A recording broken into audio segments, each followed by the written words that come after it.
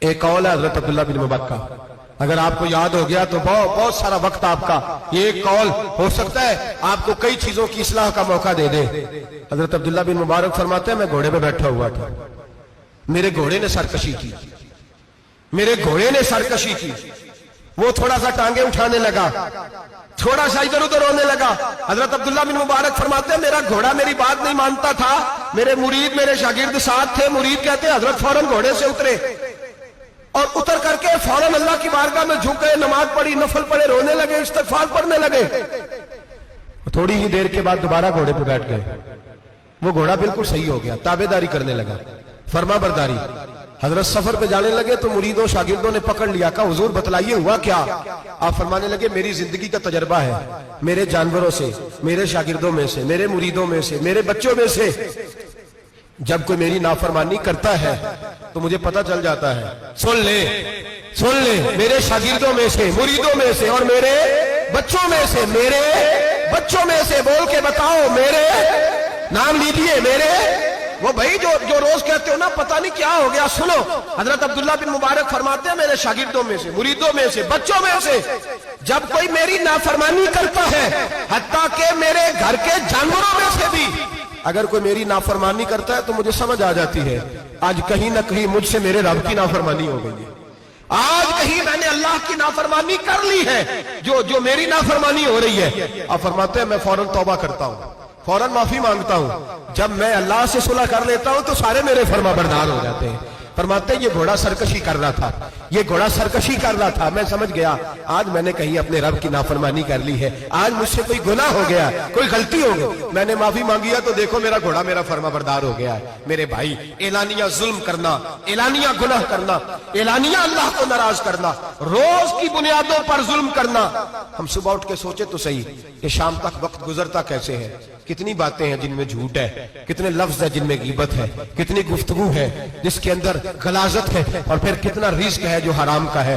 ایک صاحب کہنے لگے حضرت جی گھر میں بڑے دم درود کرایا، تویز دھاگا کرایا ہے، گھر کے کونوں سے کوئی روتا ہے، چلاتا ہے، کوئی جنات ہے۔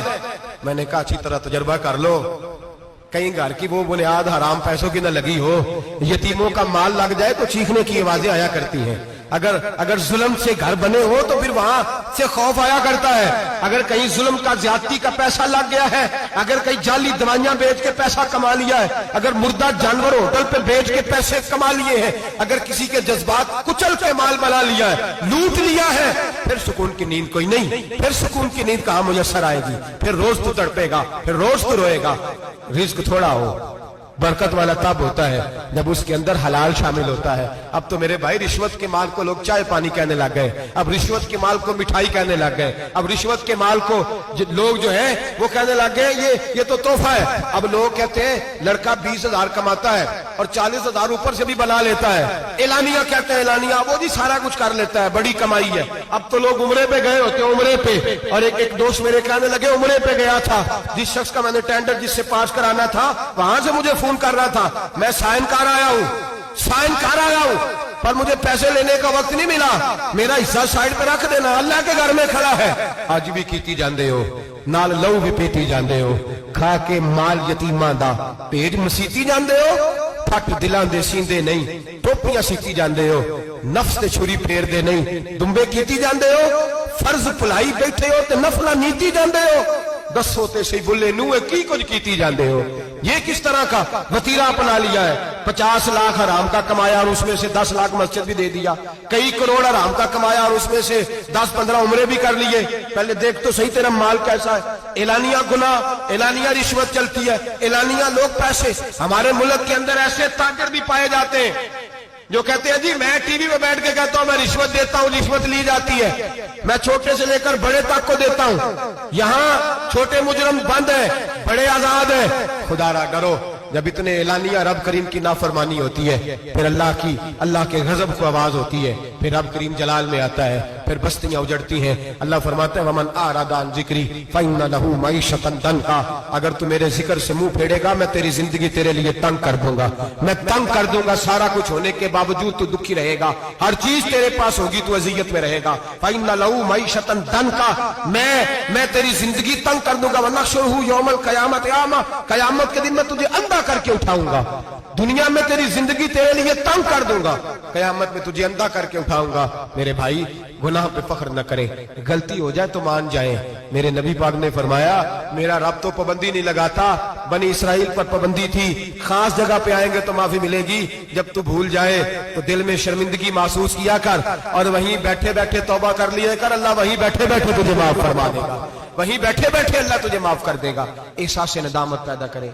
हम लोग जुर्म करते हैं, फिर बजाय इसके कि हम अपनी खता को माने हम फिर उस पर इसरार करते हैं। और एक बात आखिर में जरूर ज़हन में रखें, जब आदमी गुनाह पे डट जाता है ना फिर उसका दिल काला हो जाता है। सही बुखारी सही मुस्लिम में हदीस है, नबी पाक ने फरमाया कि गुनाह करने के बाद जो डट जाए, तौबा न करे, फिर दूसरा गुनाह करे तो एक नुक्ता लगता है, तौबा कर ले तो नुक्ता साफ हो जाता है, काला नुक्ता, और अगर वह तौबा ना करे तो दूसरा स्याह नुक्ता लग जाता है, फिर तौबा ना करे तीसरा गुनाह करे तो तीसरा स्याह नुक्ता, फिर दिल काला स्याह हो जाता है। शारहीन फरमाते हैं फिर कई दफा लोग बेईमान होकर मर जाते हैं, बेईमान हो अपने आप को बुरे खात्मे से बचाएं, बुरे खात्मे से। ईमान सलामत होगा तो नबी पाक बख्शिश फरमाएंगे, सिफारिश फरमाएंगे, ईमान सलामत होगा तो अल्लाह बख्शेगा। नबी पाक की सिफारिश और रब करीम की माफी के लिए चाहिए ईमान की सलामती।